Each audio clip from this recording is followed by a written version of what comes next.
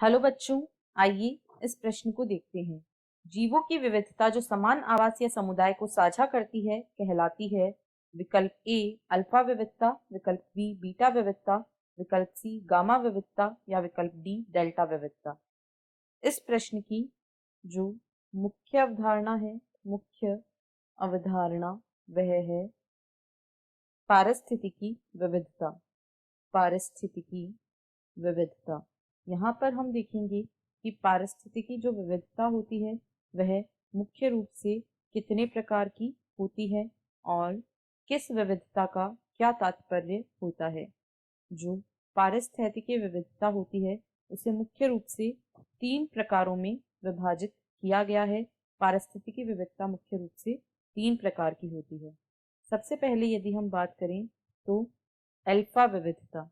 Alpha विविधता या alpha diversity, यह इसे सामुदायिक विविधता भी कहा जाता है। यह एक ही समुदाय या आवास की विविधता, एक समुदाय या आवास की विविधता, एक समुदाय या आवासीय विविधता, इसे ही अल्फा विविधता कहा जाता है। जो दूसरी प्रकार की विविधता है वह है बीटा विविधता। बीटा विविधता जो है यह 2 समुदायों के मध्य की विविधता को बीटा विविधता कहा जाता है। यह 2 समुदायों के बीच की 2 समुदायों के बीच की विविधता को ही बीटा विविधता या बीटा डाइवर्सिटी कहा जाता है। और सबसे अंत में जो तीसरा प्रकार है वह है गामा विविधता।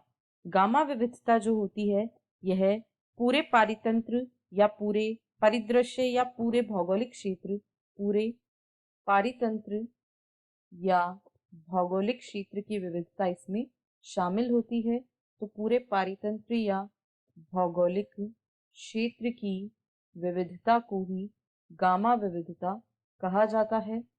अब प्रश्न में हमें पूछा गया है कि जीवों की विविधता जो समान आवास या समुदाय को साझा करती है। तो अभी हमने देखा कि जो समुदाय या आवास की विविधता होती है उसे अल्फा विविधता कहा जाता है। अतः विकल्प ए अल्फा विविधता इस प्रश्न का सही उत्तर है। बीटा विविधता, गामा विविधता ये दोनों समान आवास या समुदाय की विविधताएं नहीं होती हैं तथा डेल्टा विविधता पारिस्थितिकी विविधता का प्रकार ही नहीं है। आशा है आपको प्रश्न समझ आया होगा। धन्यवाद।